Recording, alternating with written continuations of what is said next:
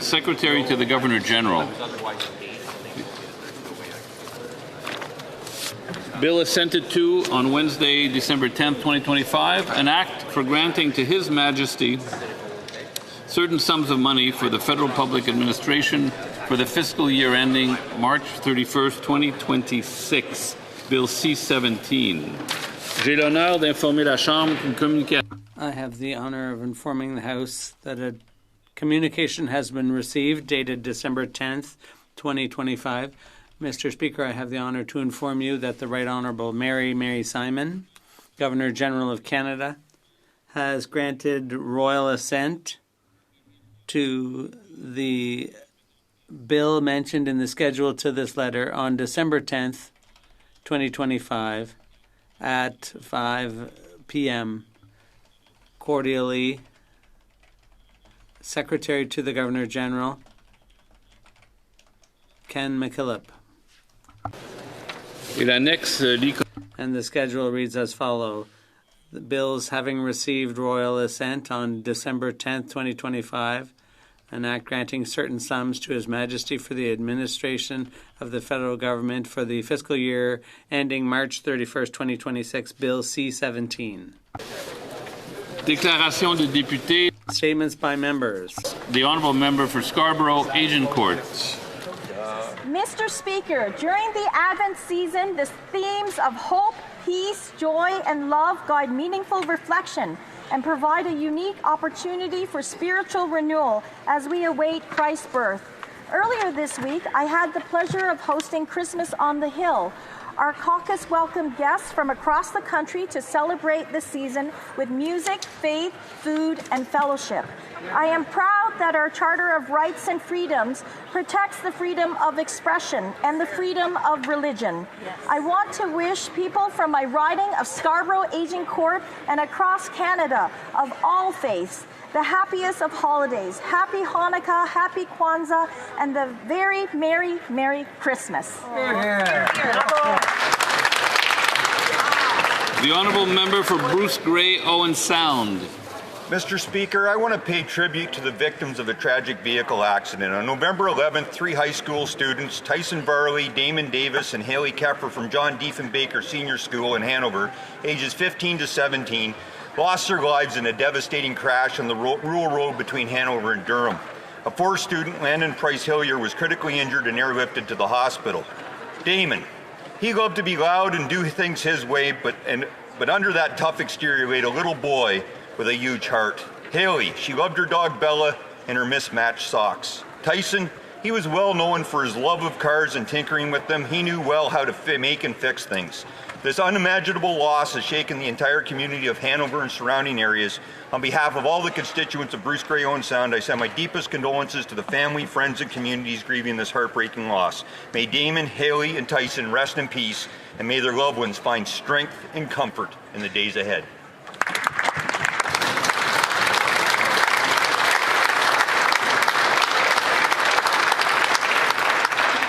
The Honourable Member for South Surrey, White Rock. Mr. Speaker, December 10 is International Human Rights Day. Human rights are the backbone of freedom and democracy. It serves as a reminder that rights are not privileges, they are the foundation of dignity, equality, and inclusion.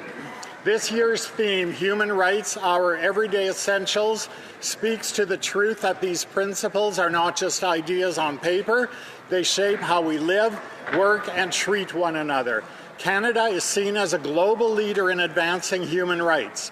For me, human rights are deeply personal. Strong communities are built on fairness, respect, and the courage to stand up when something isn't right.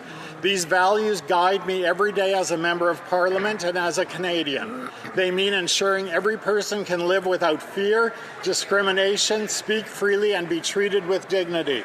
Today and every day, let us lead by protecting these essentials in our homes, communities, country, and around the world. Thank you, Mr. Speaker.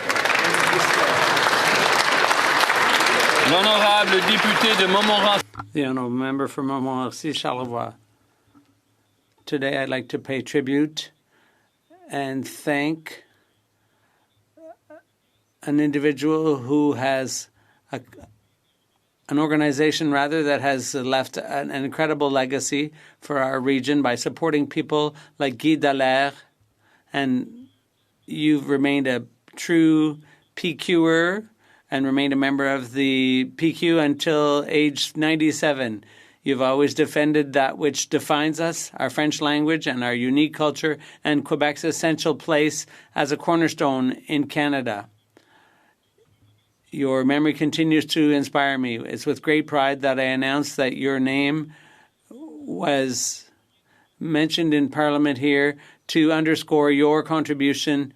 André Pepe-Voyer, thank you for your contribution, your love of Quebec, and the Parliament of Ottawa wishes you a marvelous 101 birthday. L'honorable député de La Salle. The honourable member for La Salle et Marc-Verdun.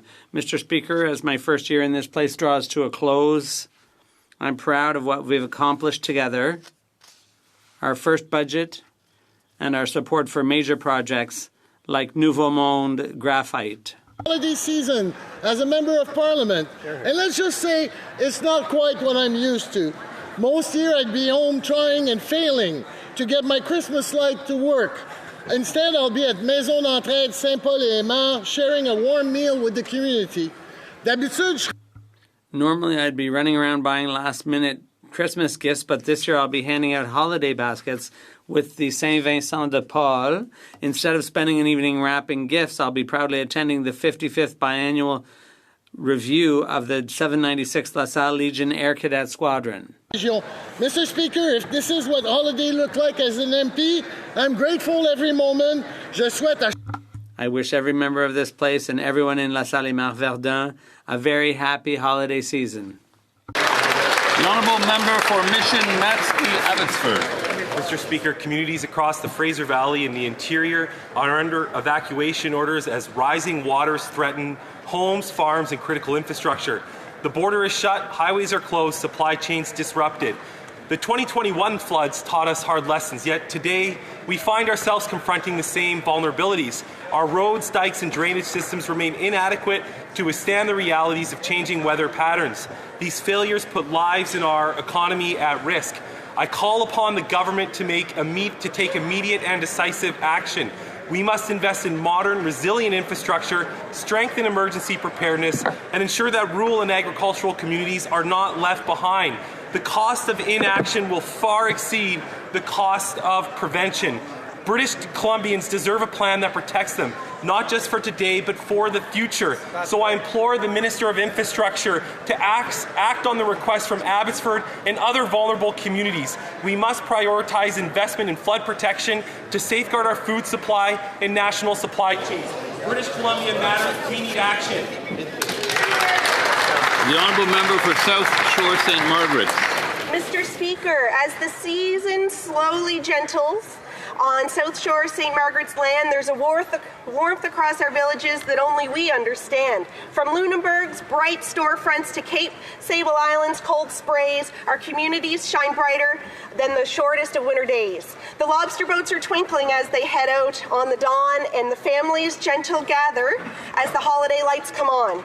In Liverpool, Tantallon, and Bridgewater, and the coves that line our shores, kindness moves from door to door and lifts our spirits evermore. This time of year reminds us of the ties that truly bind, the neighbors who step up for us, the generous hearts we find. From volunteers to small businesses, from first responders to friends, the magic of our riding is the way that never ends. So as we look to the new year, with hope in every heart, may peace and joy find you all wherever you may start. South Shore St. Margaret's, my gratitude rings clear. Happy holidays to everyone. A bright, resilient year. The honourable member for Richmond Hill South. This Liberal Prime Minister promised Canadians a win with the President by July 21st. 5 months later, no win, no elbows, no deal. From factories to steel mills, Conservatives will always stand with the workers who feed, power, and protect this country. And today, those Canadians are paying the price. Back in May, the Prime Minister said Canadians should judge him by the price at the grocery store. Well, food bank usage doubled, grocery bills doubled, and 86% of families are cutting back on meat just to get by. Food shouldn't be a luxury in Canada. Conservatives propose to scrap the 4 Liberal hidden taxes on food because no family should have to choose between paying for the power bill or a nutritious meal. What's worse is this Liberal Prime Minister promised 500,000 homes per year, and he's only delivering just 5,000. Housing starts have collapsed, and now Canadians are being told to lower their expectations and give up on the dream of home ownership altogether. Conservatives propose to scrap the GST on all new homes under $1.3 million and get shovels in the ground now. Conservatives will bring home hope, stronger take-home pay, safer streets, secure borders, and a self-reliant Canada where, once again, our Christmas cards can say Merry Christmas and Happy New Year and actually mean it. From my family to yours, Merry Christmas and Happy New Year. The Honourable Member for Berthier-Masquinongé. Mr. Speaker, after a busy year, we're almost at the holidays. Quebecers are doing their Christmas shopping. Christmas tree salespeople are offering their trees that we will put tinsel on, and children are counting their sleeps. This is not always an easy time for people, and that's why there are volunteers out there Christmas caroling and sharing food with the food banks. Let's think of our neighbors and share wherever possible so that this period is a truly happy one.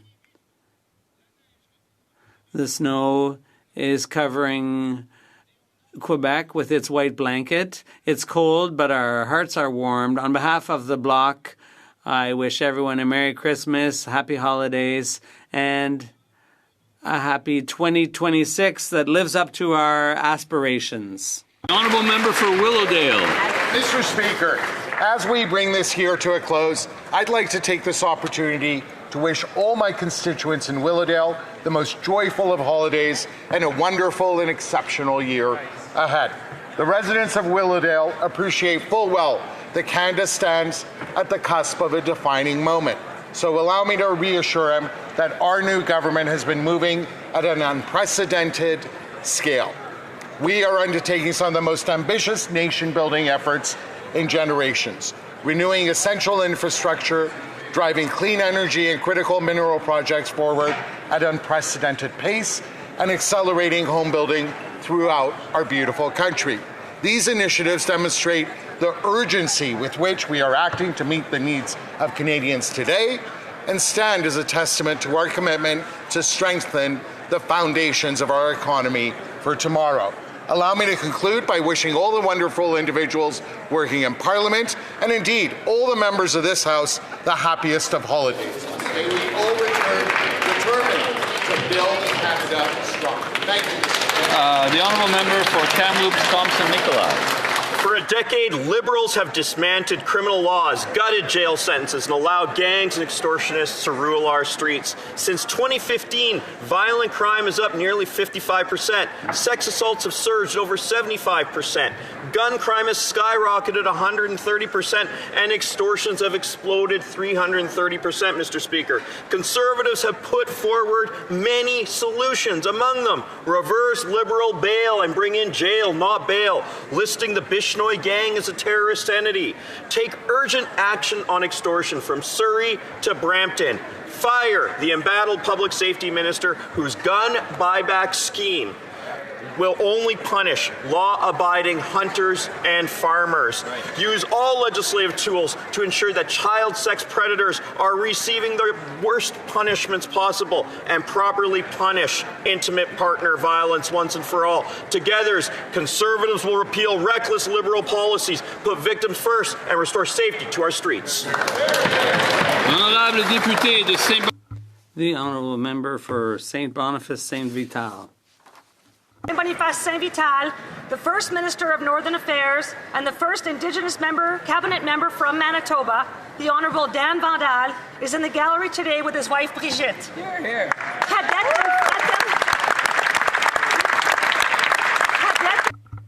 The youngest of 8 children, Dan dropped out of high school to become a top professional boxer in Canada. He then got a BA in social work. When he realized the young people he worked with needed more resources, He became a city councillor in order to support them. Nationally, regionally, and locally has been definitive. The Nunavut Devolution, the Port of Churchill, the Musée de Saint-Boniface.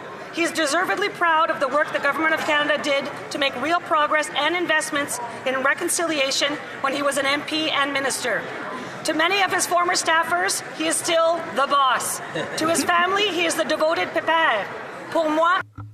To me, he's a friend. Thank you, Dan.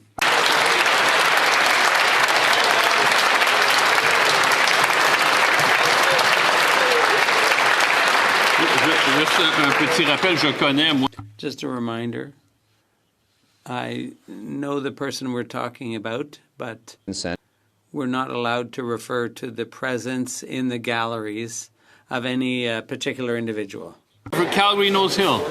Canada's immigration system used to be the envy of the world, and like so much else, the Liberals broke it.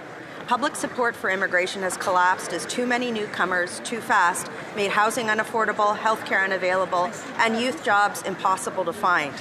As a government in waiting, this fall, Conservatives not only opposed failed mass migration policies, but also proposed concrete solutions to fix it, like ending the wage-depressing, opportunity-stealing temporary foreign worker program, ensuring that non-citizens convicted of serious crimes like sexual assault are deported, strengthening the value of Canadian citizenship by ending one-click virtual citizenship ceremonies, placing limitations on automatic citizenship for descendants of temporary residents, and preventing illegal migrants with bogus asylum claims from accessing benefits that most Canadians can't get. Mr. Speaker, let's be clear, while the Liberals support mass migration policies, Conservatives will always fight for Canadians. The Honourable Member for Mont-Saint-Bruno, L'Acadie. Mr. Speaker, it's a great honour today for me to announce the creation of the Canada Democratic Republic of the Congo Interparliamentary Friendship Group. This group will provide a dynamic platform for dialogue, meetings, and greater cooperation in key areas like education, the Francophonie, energy transition, and student mobility. With a population of nearly 100 million, the DRC is now the world's largest French-speaking nation and a key partner in the French-speaking world. I'd like to thank my fellow parliamentarians who've already expressed their commitment to this initiative, and I invite all those who wish to do so to join us. Together, let's build strong bridges between our nations for a more stable, inclusive, and prosperous future. Thank you, Mr. Speaker. The Honourable Member for Fort McMurray, Cold Lake. Thanks to these Liberals, this Christmas is looking bleak because so many Canadians' families' paychecks are too weak. With grinchy Liberal ways, Canadians face a bleary plight, high taxes and spending, stealing Christmas magic and light. And just like the Grinch swiped every morsel, decoration, and treat, Liberal inflation robs their joys, leaving families in defeat. While 2.2 million visit food banks month on month, they plead, hoping for a food hamper, a simple happy deed. These grinchy Liberals' hearts are oh so small. Disconnected from realities, Liberals let their families fall. But like little Cindy Lou, who made the Grinch's mind see, Christmas doesn't come from a store, it's so much more, you see.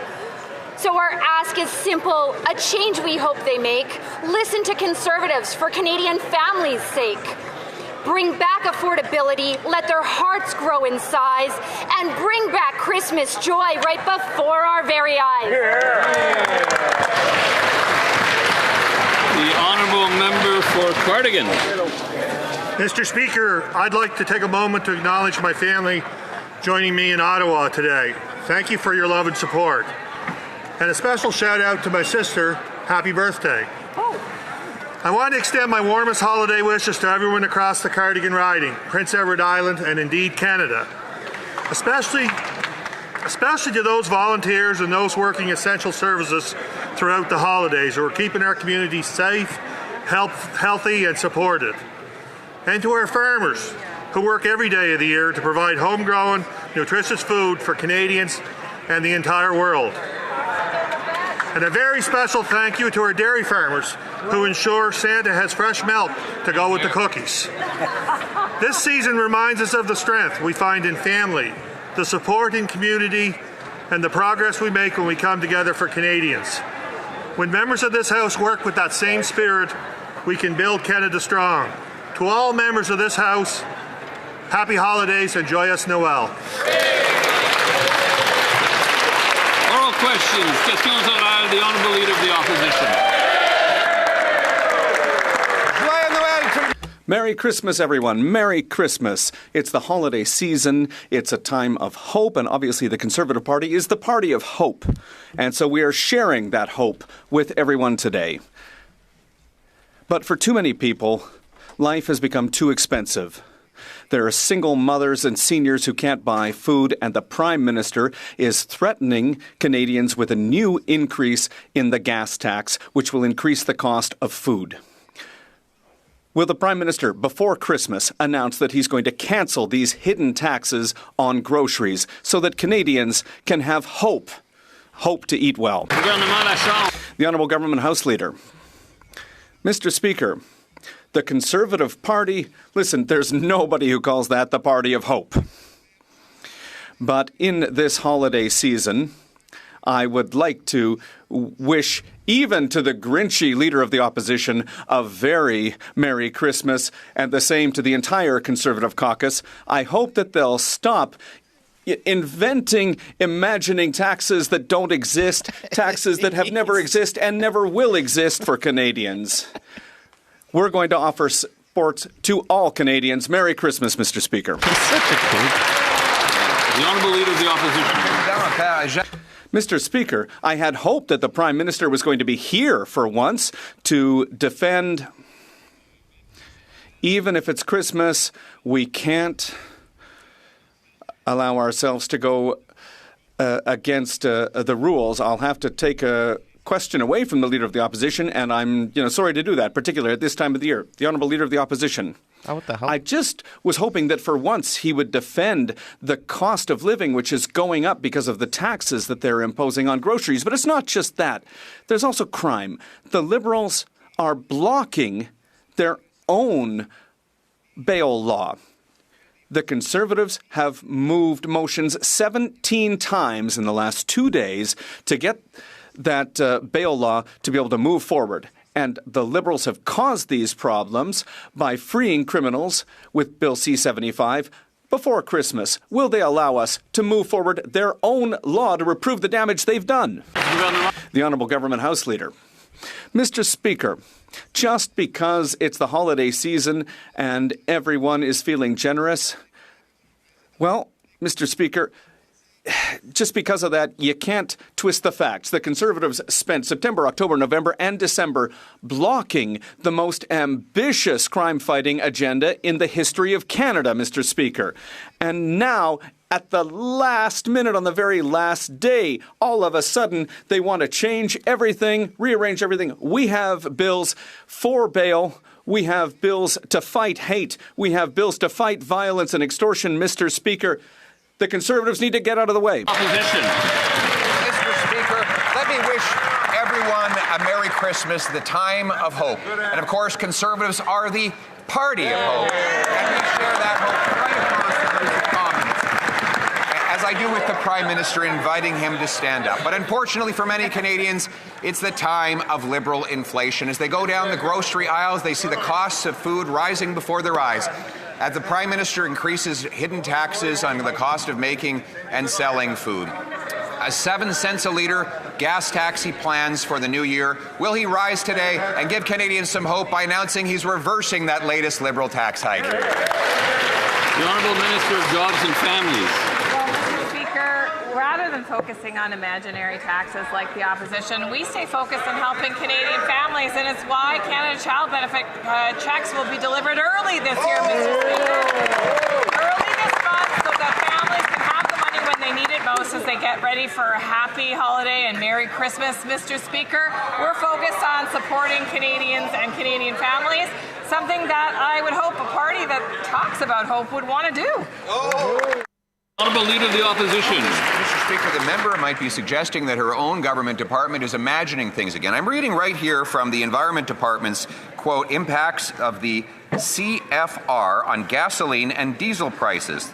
and for 2026, 7 cents a litre, Mr. Speaker. Another tax increase on fuel. So while the Prime Minister promised to flip-flop on carbon taxes and copy Conservative ideas, once again, it's the costly counterfeit version on his side. That tax will increase the cost of producing and delivering food to grocery stores for just in time for Christmas. Will he get rid of this latest Liberal tax on energy and food? The Honourable Minister of the Environment and Climate Change. What we always seek more hope, and it will never come from the Conservatives, is actually for them to read a full report in its entirety and understand the actual implications. In fact, the fuel regulations do not have the impact as he described them, but let's go a little bit further. Let's talk about the opportunities. I'm hoping he's thinking about canola farmers too. The regulation reduces emissions, but it creates opportunities for canola farmers. They have actually specifically said it is not a tax, and once more, it spurs innovation, creates opportunities. That's what we're about. That's what hope is about. The Honourable Leader of the Opposition. Mr. Speaker, it's very telling that the Prime Minister is not prepared to stand up and defend his own tax. But just to prove that it's another counterfeit, the Liberals say that a tax on the diesel farmers use is going to help farmers, just like releasing criminals, they say, will reduce crime. Mr. Speaker, Conservatives have been fighting to end Liberal bail for a very long time.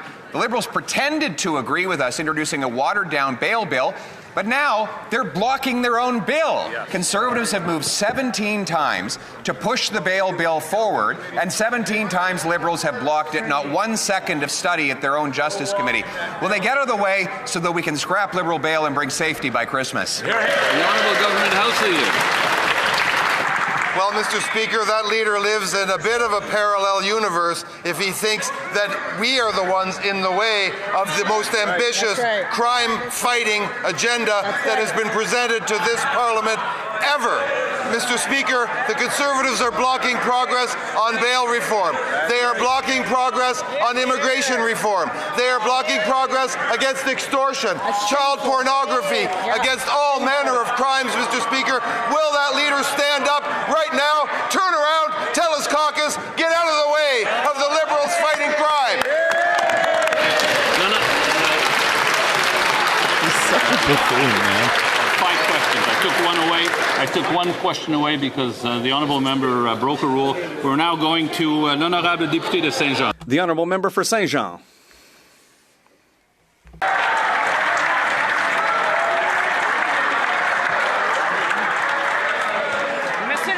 Mr. Speaker, we're not ready to start. We'll restart. It was mentioned earlier when the rule was broken. The Honourable Member for Saint-Jean. Mr. Speaker, usually at this time of year we'd take a look back over the parliamentary session, but this year there's going to be a report to shareholders, I think, because Canada clearly has become a business. With this Prime Minister, the Liberals are no longer even pretending the fight against climate change is over. The environment to them, it's an obstacle to trade. With C5, C15 and S4, compliance with the law is over. Why? Well, it slows down business. So much for the Quebec difference. The Prime Minister launched an appeal against Bill 21 as quickly as he dropped his French classes. Did the Liberals realize that Quebecers did not vote for Canada Inc.?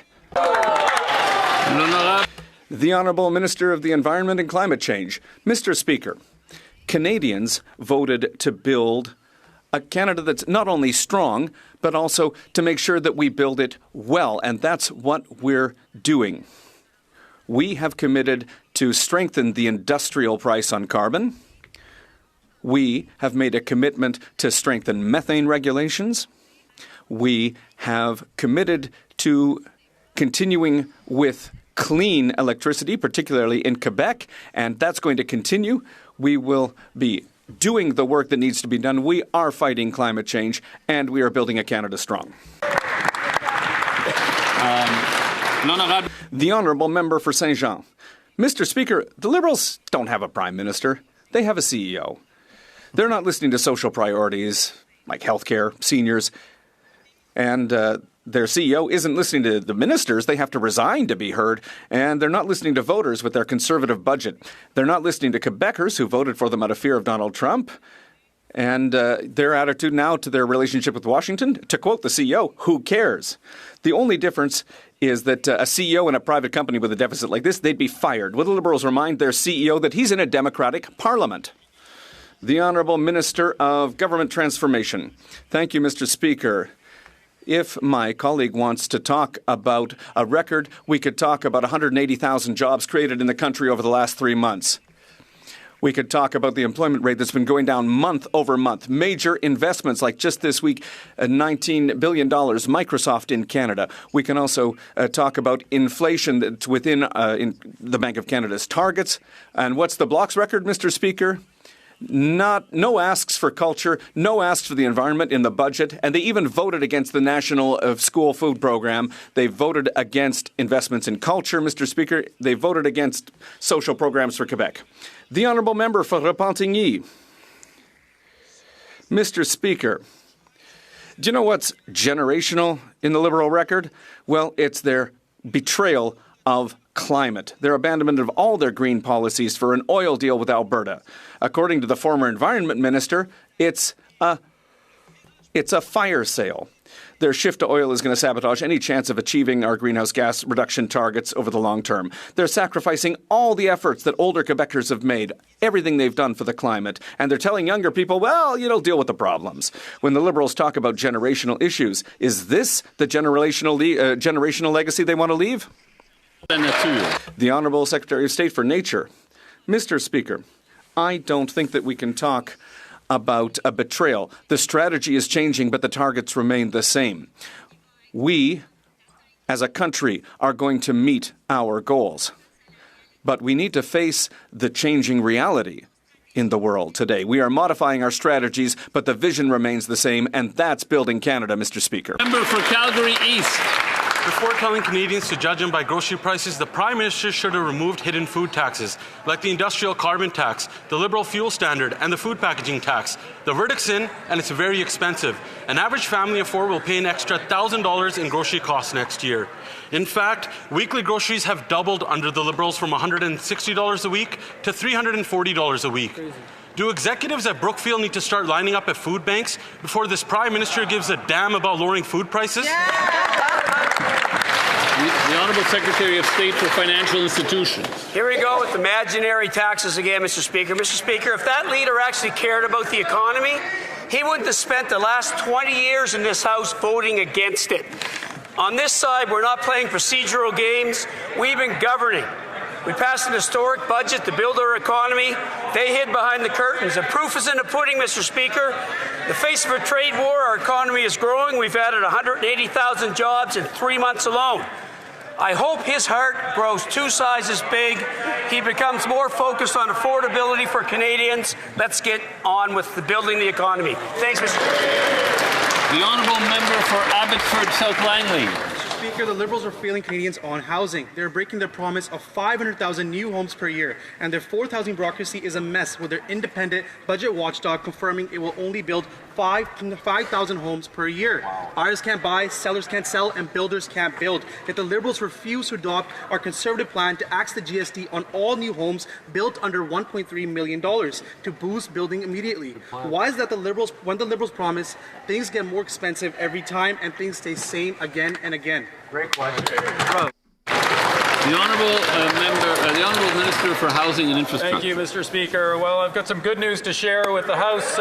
Just this Monday, the Prime Minister and Mayor Sutcliffe announced a new partnership with the City of Ottawa. Excellent. 3,000 mixed-income affordable homes that will be built across the city. And through this joint investment, the City of Ottawa will fast-track the construction of 2,000 units of mixed-income and affordable housing on federal lands. Build Canada Homes will be financing 1,000 affordable homes from the City of Ottawa's slate of projects. This is fantastic news, streamlining the approvals and getting homes built fast. The Honourable Member for Calgary Nose Hill. The Honourable Member for Calgary Nose Hill. The amount of space he takes up in your guys' head This is fall, really something. the Liberals voted against the most comprehensive immigration reforms in recent history, despite their promise to get immigration under control. Conservative proposals presented would have boosted wages and opportunities for Canadian youth by ending the temporary foreign worker program, ensuring non-citizens convicted of serious crimes like sexual assault are deported, and preventing illegal immigrants with bogus asylum claims from accessing benefits that Canadians don't get. Why is it that the more that the Liberals say they're going to change, the results are always higher costs, more crime, fewer homes, and more of the same? The Honourable Minister of Citizenship, Refugees, Immigration, Refugees and Citizenship. Thank you very much, Mr. Speaker. Of blinking. We have an immigration plan that is sustainable and strategic. This plan will attract the best international talent to build a strong economy. It will bring in high-level researchers to Canada. It will help us invest in recognizing foreign credentials, and it will also help us build Francophone and rural communities. We have bills C2 and C12 to protect our borders and strengthen our immigration system. I invite the opposition to support those measures. Honourable Member for Barrie South, Innisfil. We found out today the Prime Minister's signature major projects office is directing Bay Street corporations, capital investors and banks to lend or second staff to the MPO, asking the companies to top up their pay. Here's how greasy this is. Banks, energy, mining companies, and Brookfield could end up with employees on the inside of the MPO, giving them the inside track and advice on projects they're working on, while these companies pay their salaries and provide lucrative bonuses. Under this scheme, just to spell this out, the Prime Minister's corporate buddies will be paying to have insiders work at the MPO. How is this ethical? The Honourable Minister responsible for Canada-U.S. trade.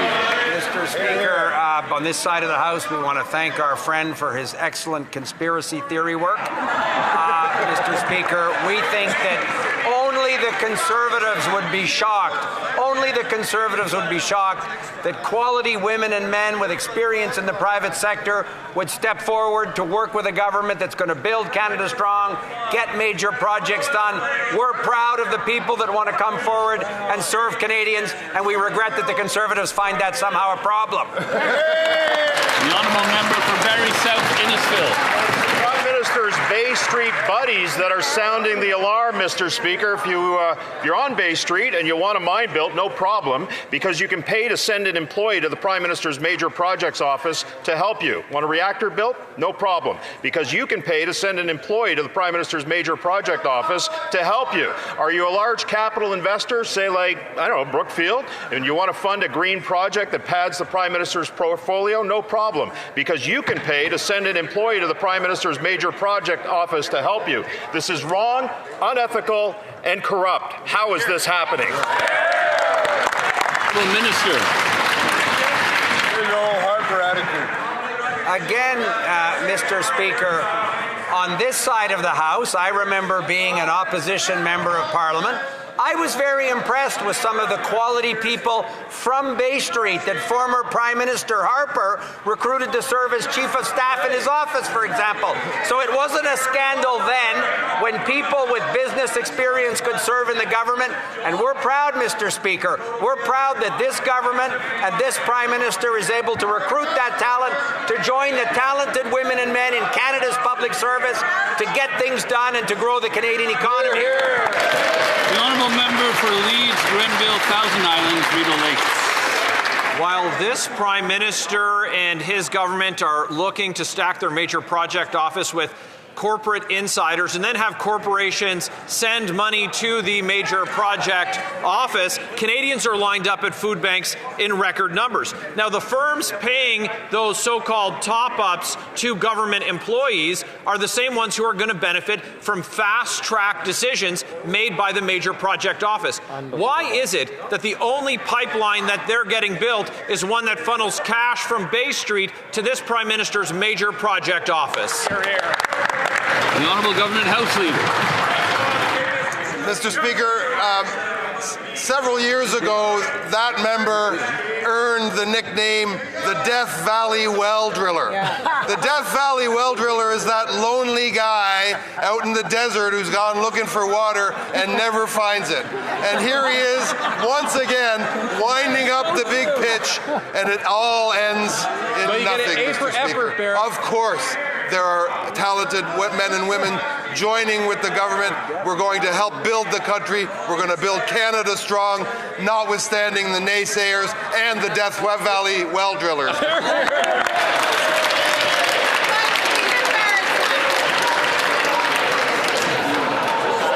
The honourable member for Leeds, Grenville, Thousand Islands, Rideau Lakes.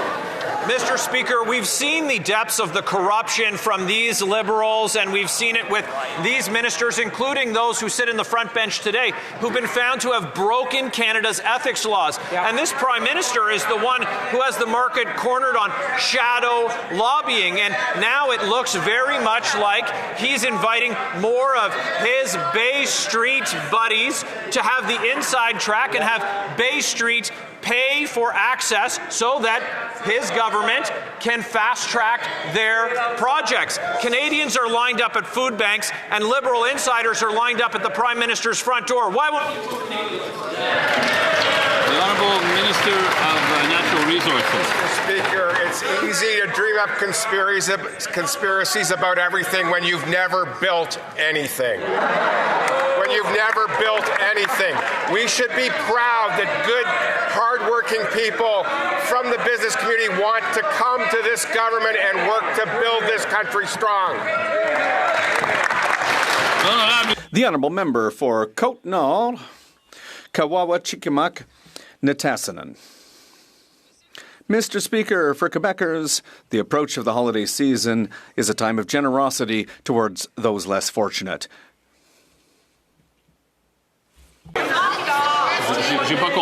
I'm sorry, I didn't understand what happened.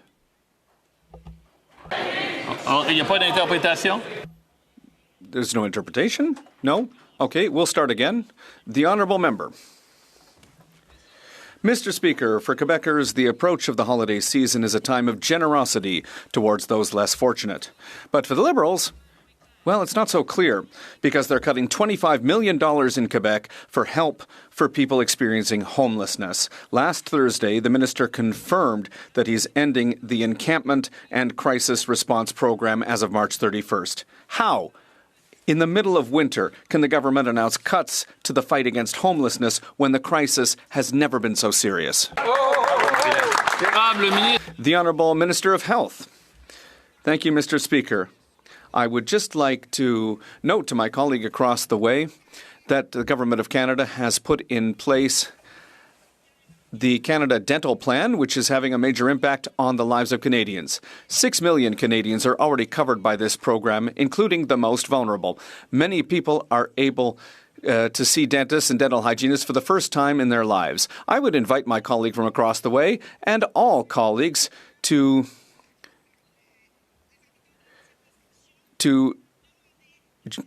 ask all members of their ridings to sign up for the dental plan. The Honourable Member for Shefford. Well, I think she got the wrong answer there, Mr. Speaker. $25 million a year is nothing compared to an $80 billion deficit. It makes no sense to cut funding for the fight against homelessness. This is tens of thousands of dollars less for each one of our community organizations at a time when they know that the crisis is affecting more and more vulnerable people. This includes women who now represent about 30% of people living in homelessness. That's double the numbers that we've seen in the past. Frankly, is this really the time to cut funding to Quebec and to our organizations? The Honourable Minister of Government Transformation. Thank you very much, Mr. Speaker. I'd like to thank my colleague. This is an important question. Homelessness in the country and in Quebec is particularly concerning. That's why we have a homelessness strategy. It's been in place for a few years with major investments. I would ask my colleague to look at the budget for 2025, which she voted against. There's $1.1 billion for transitionary housing for people living in situations of homelessness and to also help prevent people fall into homelessness. I would invite her to review her position on budget 2025 and support us in our efforts to fight homelessness. The Honourable Member for Charlebourg-Haute-Saint-Charles. Mr. Speaker, here in this House, all members have to follow the values and ethics codes for members of Parliament. And in the Conflict of Interest Act, it says that it is prohibited for a public office holder to personally solicit funds if doing so places them in a conflict of interest. The Permanent Anti-Corruption Unit in Quebec is now conducting an investigation into the Liberal funny business scandal, the Fling Flang scandal, here in Ottawa. It's a criminal investigation. 2 weeks ago, the Liberal member for Laval-Les-Îles promised TVA that he would make a statement to explain his involvement in this affair. Does the member for Laval-Les-Îles have the courage to stand up and explain to Quebecers his potential involvement in the Fling Flang affair? Unfortunately, I was a bit distracted during the question. I didn't hear the question.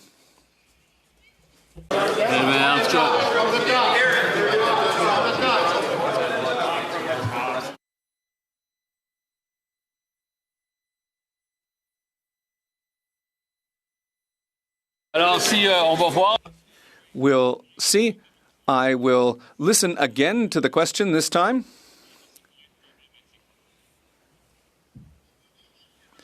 Well, listen closely, Mr. Speaker. Listen very closely. Well, listen, it's one of your members. It's because of one of your members. It was one of your members who was speaking to me. So, listen, we'll be careful with the sarcasm, okay? All right. The honourable member can start again. Listen closely, Mr. Speaker. Here in this House, all members are subject to the Conflict of Interest Code for members of Parliament. And it's clearly stated in the Conflict of Interest Act that, and I quote, it's prohibited for a public office holder to personally solicit funds if doing so places them in a conflict of interest. The Permanent Anti-Corruption Unit in Quebec is now conducting an investigation into the Liberal kickback Fling Flang scandal in Ottawa. No, but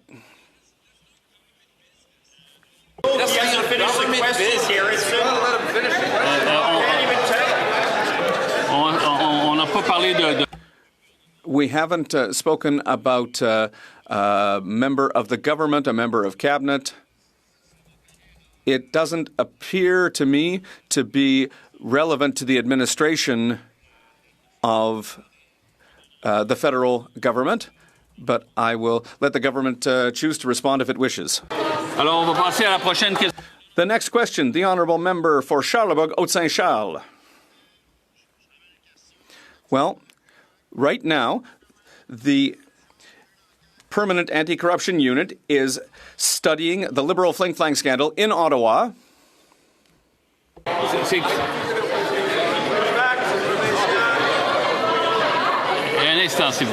Just a moment, please. Just a moment. Just a moment, please.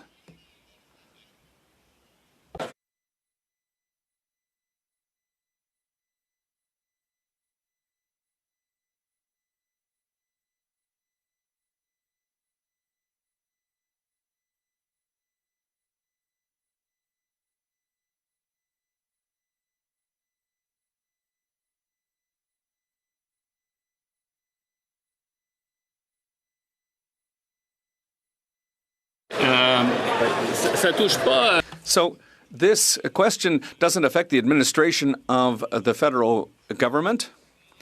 I'm not aware of what UPAC would be investigating in this case. If it's the same, it seems like it's the same question as the previous question.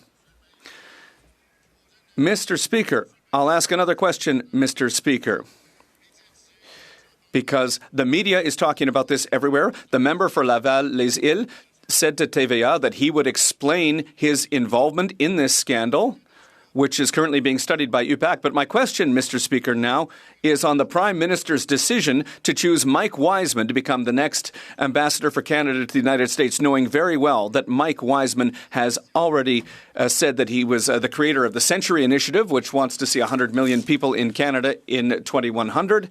And he said that he didn't care what Quebec had to say about it. And Mr. Wiseman is against supply management. Can the Prime Minister change his mind and not appoint Mark Wiseman as ambassador? The Honourable Minister for Canada-US Relations. Mr. Speaker, for the fourth time, our colleague is lucky.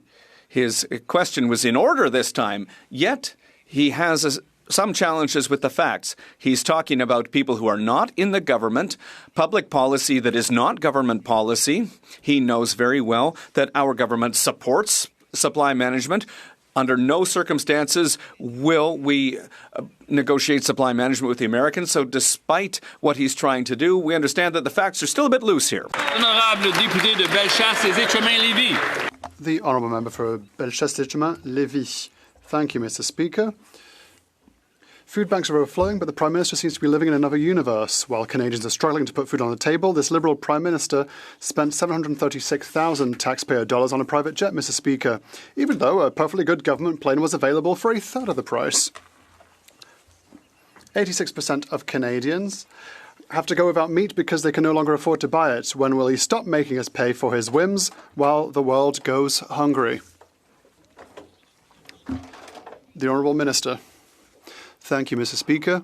Those who live in another universe are Conservative MPs, like my colleague who voted against measures that help her constituents, like the dental plan for 20,000 people. There's also the childcare benefit that reduced poverty in young people by 38%. I would like her to come to my riding so we can talk about the positive impact these policies have had on Quebecers, and she's constantly voted against. The Honourable Member for Bellechasse-Etchemin-Lévis. Well, I will speak to him about the consequences of his policies. A 75-year-old senior in my riding spends more than half of her income on rent and medicine. Recently, this person found themselves in front of a grocery shelf thinking, I can't afford this, and she had to leave in tears. She said to a food bank, I'm ashamed, I've worked all my life and I never thought I'd have to ask for food assistance. That is the reality on the ground, Mr. Speaker. That's the reality of their policy. The Honourable Minister. Thank you very much, Mr. Speaker. Votes speak louder than what she has to say, because she voted against an increase of the guaranteed income supplement that helps the most vulnerable seniors. She voted against the childcare benefit, against the dental care plan, against a tax reduction for 22 million Canadians. She voted against affordable housing. I'm sorry, Mr. Speaker, but in the next year, they should perhaps check themselves and see how they can help Canadians and Quebecers. Thank you, Mr. Speaker. For Winnipeg West. Mr. Speaker, the Early Learning Child Care Program is already providing families across Canada with thousands of dollars of savings each year. In my own province of Manitoba, the program saves families an average of $2,800 a year. Last month, the Minister of Jobs and Families announced an extension of child care agreements with Saskatchewan and Ontario, ensuring that families in those two provinces continue to have access to this incredible program. Could the Minister please update us on the status of the early learning and child care in Alberta? The Honourable Minister of Jobs and Families. Well, good news, Mr. Speaker, and just in time for Christmas, tomorrow we'll be signing the extension of the early learning and childcare agreement with Alberta. And now all provinces and territories have agreed to continue this important program. That means in Alberta, childcare costs have been reduced to $15 per day, and it saves families on average $7,600 per year, Mr. Speaker. So that's money that families have to put on mortgages, to buy groceries, to save for their children's education, or even pay for hockey. Merry Christmas, Alberta. The Honourable Member for Brantford, Brant South, Six Nations. Mr. Speaker, Conservatives have asked the Liberals 17 times at the Justice Committee to start working on the bail bill. We moved 17 motions to get to bail, and 17 times the Liberals blocked it. They voted against our Jail Not Bail Act, they voted against our three strikes motion, and now they're blocking their own bill. At what point will this government stop voting against every single measure to finally scrap Liberal bail? Honourable Minister of Justice. Mr. Speaker, I'd remind the honourable member that what he calls Liberal bail is supported by the Canadian Police Association, the Ontario Police Association, the police chief in my community, and the police chief in his community.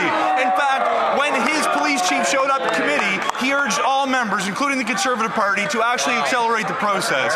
He is citing revisionist history. If you go back and look at the tapes, you'll see that he and his colleagues spent the entire fall filibustering, talking about kittens and puppies, not crime and safety. Mr. Speaker, we are here to defend Canada's communities and the people who call them home. I wish the Conservatives would get out of the way and do something to promote public safety in this country. The honourable member for Brantford, Brant South, Six Nations. Perhaps this minister should actually show up at the Justice Committee and see what his colleagues are doing. We show up ready to fix the Liberals' broken bail system. But after more than 17 attempts to prioritise C-14, the answer from the Liberals is always no. It is clear this government is unwilling to take even modest steps towards keeping Canadians safe. And still today, they continue to block tougher bail measures at every turn. When will they stop obstructing so we can finally scrap Liberal bail once and for all, Mr. Speaker? The Honourable Minister of Justice. Mr. Speaker, after several months of obstruction and delay, getting in the way of measures to improve public safety, my honourable colleague has finally realized that people are seeing that it is he and his colleagues who have been delaying and denying justice from advancing in this country. Right now we have an opportunity not just to move forward on bail and sentencing reform, but he's actively delaying legislation that is meant to help communities who are seeing their synagogues defaced, who are seeing their mosques attacked, who are seeing communities face harassment and assault in our grocery stores and on our university campuses. We can combat hate and reform the bail system at the same time. I wish he, for once, would cooperate. The honourable member for Elgin, St. Thomas, London South. Speaker, it's difficult day in, day out, and see the Liberals claim to have the solutions for the problems they've created. For the last 48 hours, Liberals have rejected 17 attempts by Conservative members to advance critical bail reforms because they won't get off their desire to attack the religious freedoms of Canadians. Canadians want real reforms to bail, not Liberal obstruction. When will the Liberals get serious about real crime instead of thought crime? Hear, hear. The Honourable Minister of Justice. Secretary of State for Combating Crime. Mr. Speaker, the member from Elgin, St. Thomas, London South has been the main culprit that's been filibustering all the crime bills in the Justice Committee this season, Mr. Speaker. He's been talking about cats and dogs when hate crimes have gone up over 70% in this country. And the reason we brought this bill was to help protect those worshippers, Mr. Speaker. We're doing everything on this side of the House to protect Canadians, to protect public safety, and they've been opposing, they've been stalling, they've been blocking it, Mr. Speaker. Elgin, St. Thomas, London South. I will not allow the Secretary of State to point fingers when the very communities she's claiming to be speaking for have been the ones to cry. You're not going to allow it? The honourable member may start from the top. Thank you, Mr. Speaker. I will not allow that Secretary of State to point fingers for... I think we're going to hear that line many more times if it continues to be too noisy on this side. The honourable member for Elgin, St. Thomas, London South from the top, please. The Secretary of State is pointing fingers because she doesn't want to look at the millions of fingers that have been pointing at this Liberal government for allowing these problems to fester. Even today, Liberal members of the Justice Committee said that the Minister of Justice would only come before committee if we agreed to wave through their divisive and toxic Bill C-9. Why are they putting conditions on transparency and accountability and obstructing their own legislation? Why won't the Minister of Justice appear before committee, and why won't he stand up now instead of pointing fingers? The Honourable Secretary of State for Combating Crime.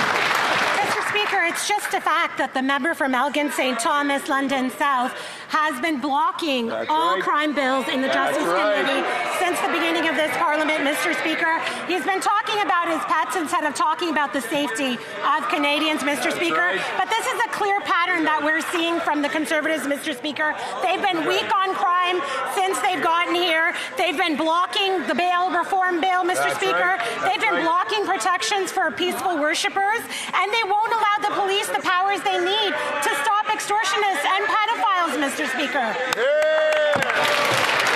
honourable member for Oxford. Under these Liberals, food prices have doubled and Canadians are struggling to get by. There are now 2.2 million food bank visits in a single month, with 1 in 10 of those users being seniors. Paul, a 70-year-old from Woodstock, was forced out of retirement and is now working night shifts to stock the shelves just so he could survive, Mr. Speaker. The seniors that helped build this country are now the ones that are struggling to afford to live in it. So will the Liberals finally stop driving costs up so our seniors could afford to eat and retire with dignity? Yeah! The Honourable Secretary of State for Sport. Thanks, Mr. Speaker. Mr. Speaker, remember when the Grinch tried to steal Christmas? He drove all the way up to the top of Mount Crumpet because he had everything that he needed and he was going to throw the gifts that the Who's deserved because he thought they didn't deserve to have nice things. It's kind of like the leader of the Conservative Party, Mr. Speaker. For 25 years, he's had dental care because he's had a job here in the House of Commons. So he votes against dental care for 9 million Canadians. He's got secure housing. He lives comfortably at Stornoway in government-owned housing, so he votes against affordable housing for millions and millions of Canadians. My Christmas wish is that the leader of the Conservative Party comes back in January with a heart that's grown 3 sizes and tries to help a Canadian for once in his 21-year career. The honourable member for Oxford. I once promised that hard work meant a great life, but with these Liberals, that promise is gone. Ryan, a single father from Chelmsford, worked extremely hard, but is struggling to put food on the tables. He's struggling to put gas in his car, and he's struggling to keep his house warm for Christmas. And just like millions of other Canadians, he is now relying on a food bank to feed his families. With grocery prices going up $1,000, will the Liberals finally stop their reckless inflationary spending, scrap their hidden food taxes, so our citizens like Ryan can afford to eat once again? Parliamentary Secretary to the Minister of Finance. You know, Bob Humbug is just a name for the opposition leader's management style. And thank God the human emotion of joy is not deductible, because the Conservatives would find a way to claw it back right before Christmas. They won't feed children. They won't help us feed children in school. They won't help us build affordable housing. They won't help us give and deliver families a well-earned tax break before Christmas. What's next? The Christmas tree? Are they going to try and take that away too? Even the Grinch had the good sense to give people the presents back before Christmas. When will this Conservative Party stand up and actually support Canadians? They said they were Canada first. Why do they put them last every chance they get? The honourable member for Long Range Malcolm. While Canadians cannot afford the basics, this Liberal Prime Minister spent nearly $800,000 on a private jet. In Newfoundland and Labrador, we have the highest unemployment rate in the country. At more than 10%, families are stretched thin. Canada's food price report shows the grocery bill has more than doubled since 2015, rising from $159 a week to $338. And next year, families are expected to pay even more. When will these Liberals stop their inflationary spending, cut the industrial carbon tax and their new fuel tax so Canadians can afford to eat? The Honourable Minister of Fisheries and Oceans. Mr. Speaker, I am so pleased to be able to stand and address the misinformation, the imaginary taxes, and the general disengagement from what matters in our province of Newfoundland and Labrador. Budget 2025 is about investment. It's about building this country. It is investments in rural Newfoundland and Labrador like the rest of the country. Roads, bridges, schools, hospitals. It is support for families, 46,000 families in our province who need the Canada Child Benefit, indexed to inflation. This member voted against all of these. The honourable member for Long Range Mountain. That answer is not acceptable, and I'm going to tell you why. A woman in my riding shared a moment that she said she will never forget. She was in the grocery store. She saw a senior couple standing at the meat counter. The elderly wife looked at her husband and quietly said, "I know I need to buy something, but I don't know what to buy because everything is so expensive."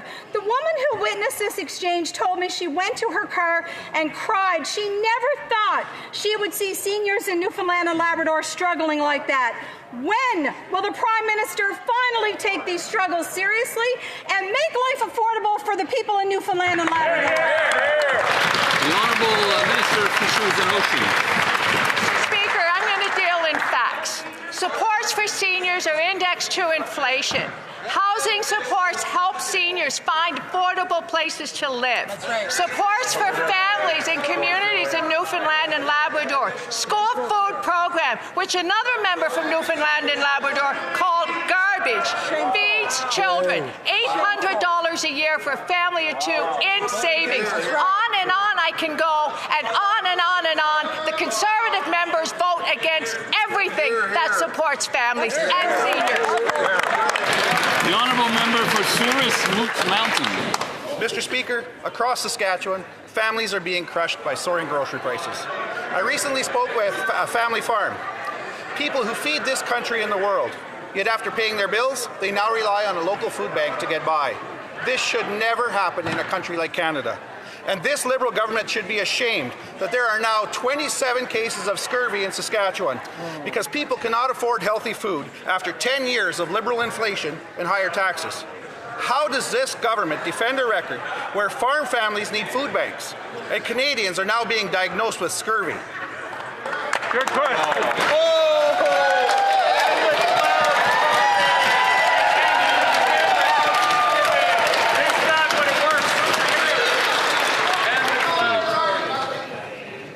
Okay, let's see if we can listen to the entire answer without making any noise. The Honourable Secretary of State for Rural Development.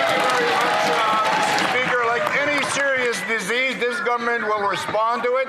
We will work, Mr. Speaker, with all the officials involved, including our provincial counterparts. But I want to say to our House Leader, he has a very kind heart. He said at some of your interventions as answering the last questions, be kind, he said. So I'm going to say I wish you all the gift of greater tolerance for all people. In the new year, I wish the Conservatives place the priorities of Canada above your own political agenda. In this new year... The Honourable Secretary of State knows that he must address the House through the chair. He's telling you. The Honourable Member for Pierre Poilievre. Mr. Speaker, in the Great North and Arctic, families face some of the highest costs of living for housing and basic necessities. In just a few months, our new government has announced several affordability measures for Canadians as well as in the North. Can the Minister of Northern and Arctic Affairs share how our government is working, including on the issue of Bill C4's affordability measures, to deliver financial relief to northern communities across that need it most? Honourable Minister for Northern and Arctic Affairs. Mr. Speaker, for the first time in generations, we're making historic investments in housing and infrastructure across the North, building homes and roads and community facilities. We're investing in clean energy, better internet, and stronger transportation links, all in partnership with Indigenous communities. So Bill 4 delivers tax cuts, GST housing credits, and enhanced benefits so families can heat their homes and feed their children. This is generational change for the North, Mr. Speaker. I could barely... Member for Dufferin-Caledon. Yesterday at committee, the finance minister condescendingly said he was a lawyer and he'd be happy to explain the Stellantis contract. Well, Mr. Speaker, you don't have to be a lawyer or even an accountant to know that 4,475 jobs is less than 8,000 jobs. These guys, these incompetent Liberals, signed a contract with Stellantis that was going to pay them billions of dollars, and it guaranteed 4,400 jobs when Stellantis at the time had 8,000 jobs. This allowed Stellantis to fire 3,000 workers and ship the jobs down to the United States. How do they explain this unbelievable level of incompetence? Honourable Parliamentary Secretary to the Minister of Industry. Thank you, Mr. Speaker. We signed that deal on behalf of this government for every worker, every employee, every member of that community. And Stellantis broke that deal. So in our opinion, they are in default. We are going to get that money back or the jobs are coming back, period. The Honourable Member for Dufferin-Caledon. Yeah, except when Stellantis was at committee, they said they're not in default of the contract. So they're probably relying on the section in the contract that said they would guarantee 4,475 jobs, when at the time the company had 8,000 jobs.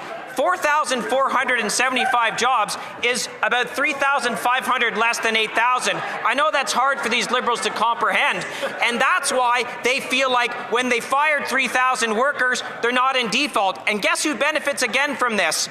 Donald Trump in America, where all those jobs went, along with a $13 billion investment from Stellantis. What?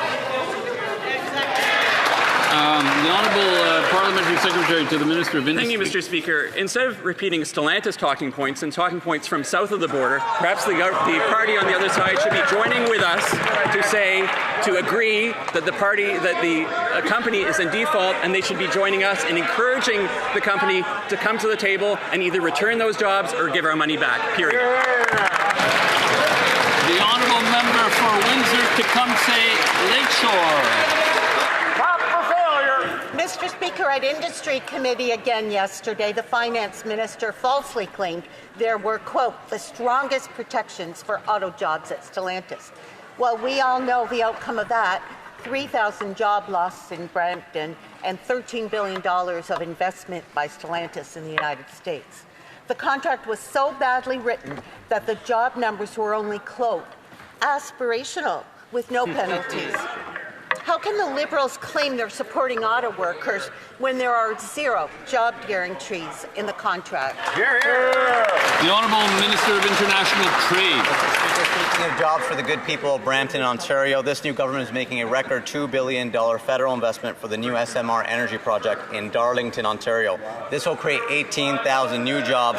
Our energy sector is world-renowned. We'll continue to open doors for new exports around the world. Thank you, Mr. Speaker.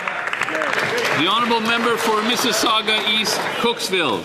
Mr. Speaker, while the Conservatives stand in the way of progress, our government is relentless in delivering for Canadians, including by bringing forward two pieces of trade diversification legislation this parliamentary session. Trade diversification benefits the entire country, which is why we're moving swiftly to advance the trade deal with Indonesia, a market of 275 million people. Can the minister share how the Canadian-Indonesian trade agreement will create real opportunities for Canadian businesses and workers? The Honourable Minister of International Trade. Mr. Speaker, I'd like to thank my colleague through you for his good work on the International Trade Committee and, of course, for the good people of Mississauga. Indonesia is the 8th largest economy in the world with a population of over 280 million potential consumers. The trade agreement that we tabled this morning will cut tariffs and open new opportunities in aerospace, agri-food, agriculture, critical minerals, and so much more. Together, we're opening doors for Canadian workers, Canadian businesses, and Canadian products to new global markets around the world. Thank you, Mr. Speaker. The Honourable Member for Riding Mountain. Mr. Speaker, on October 2nd, the Health Minister's Assistant Deputy Minister for Controlled Substances told the Health Committee that no federal funding was used to buy crack pipes. Yet this week, the very same official was caught lying to committee when she revealed that Health Canada was in fact buying crack pipes with tax dollars. If an average Canadian lies on a government forum, they face real consequences. So, can the Health Minister tell us what consequences her senior official will face for lying to Parliament about funding crack pipes? How about...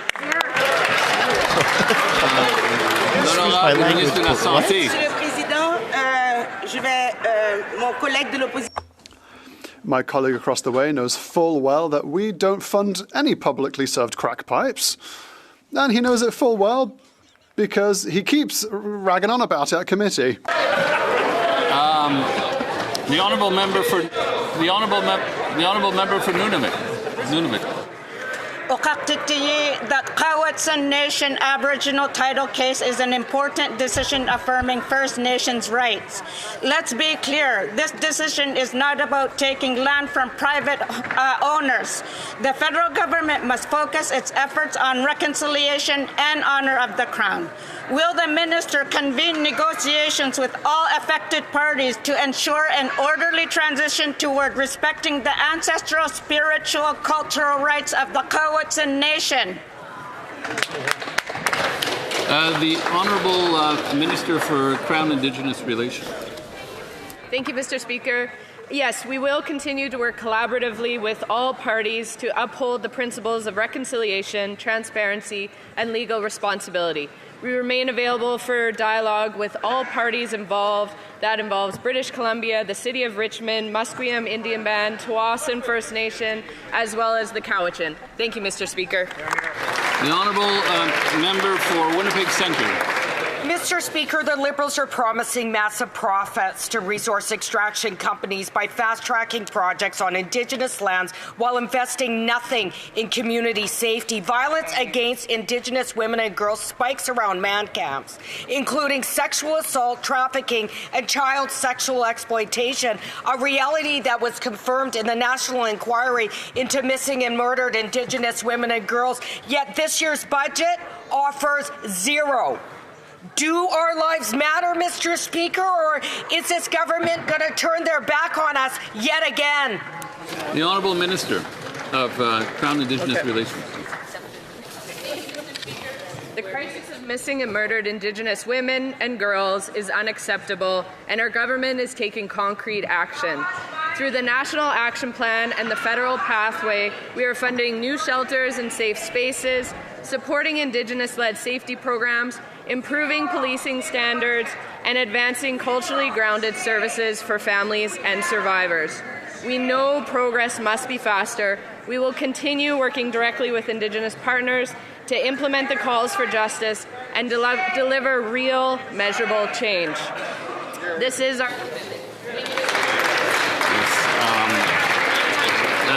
The point of order, the honourable member for Leeds, Grenville, Thousand Islands, Rideau Lakes. Speaker, while Standing Order 18 is of interest in respect to the government House Leader calling me the Death Valley well digger, what I would say through the Speaker is that I'll stop digging if they stop burying stuff. We're here, Barrett. Not really a point of order, but we're here. The Honourable Government House Leader.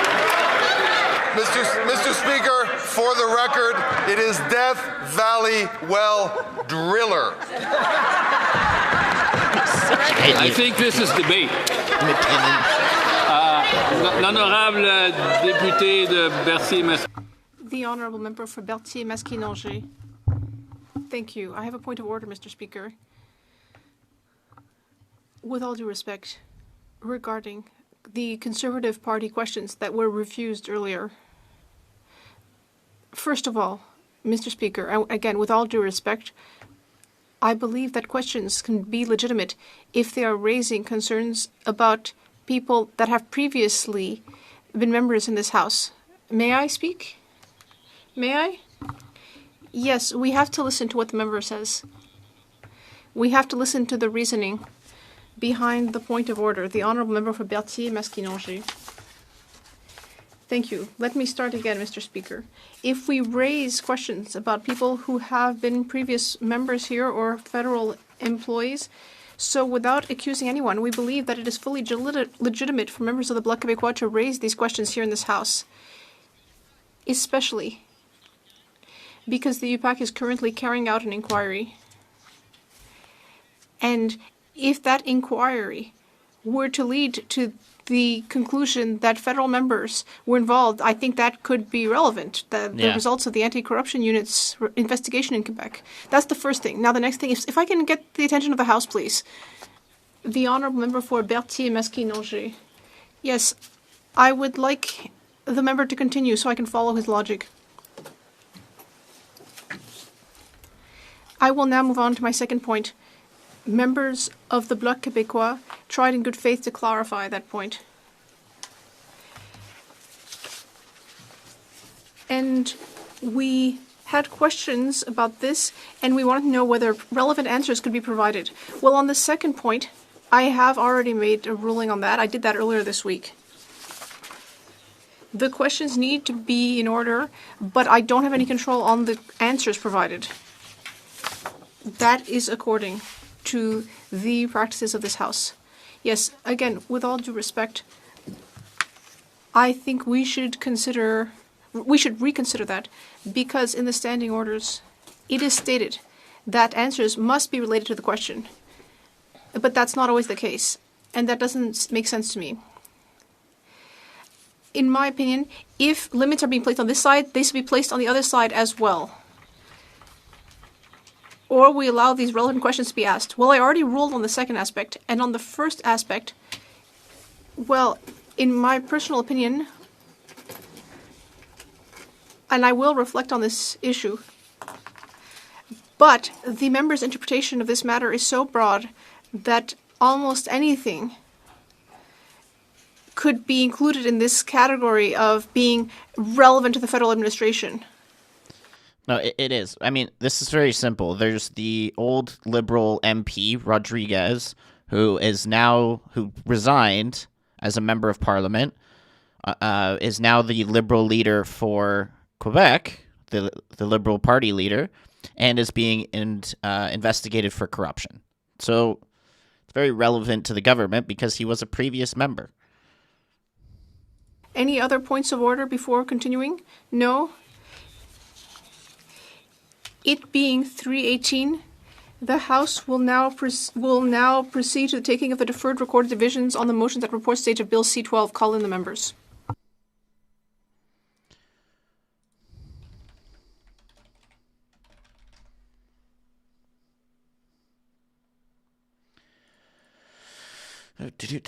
Okay. Yeah, so they're going to go ahead and vote on this. So that means they've got probably about 20 minutes or so more before committee starts. I can't sit here and watch this vote. I need to run to the store for the limited amount of time that I have before it closes. And because who knows how long the Justice Committee is going to go. Justice Committee could be on till midnight again or some crap. I don't think it will, but we are going to tune into that. I've already put the link in chat a few times, but that'll be our last stream for today. There's the link right there again. So yeah, it is suspended right now, but we're going to get back to it as soon as it's not suspended, and we're going to watch the Justice Committee for as long as it goes. What's the vote on? Bill C-12. Be amended by deleting the short title. That's it. That's really There's nothing. The 10-minute period for voting electronically has started, and the House will now proceed to the vote for members participating in person. You're more than welcome to watch the vote, but we know how that's going to go. Liberals are going to vote pretty much, I believe, the same with cons on this. Everybody's kind of got a consensus that there could be more funding for the CBSA and more border officers. Who is it proposed by? Not 100% sure. I think this is a Liberal bill. But its job is to basically strengthen the border. It was kind of something that was brought in with the issue of Trump saying about fentanyl crossing the border and stuff. So anyway, I've put the link in chat. I'll put it in chat again. There it is for committee. I'll see you there. I do have it scheduled for starting in 10 minutes, but obviously because of the vote, it's going to be a bit later. I can actually just change that right now. It'll probably be starting in about half an hour. Might actually be on the hour mark. But, yeah, you see how this is going. This will obviously be passed. We don't need to sit here and watch this. Thank you, Just Me Nicole, for the 5 gifted. I really appreciate that. And thank you, Jeff, for staying a part of the club for a few months. That's awesome. I'll see you guys shortly. Like I said, I've put the link in chat a few times. There it is again. And we will, is this the bill by Public Safety Minister? Yes, it is. It's by Gary. Yeah. But okay, I'll see you guys soon.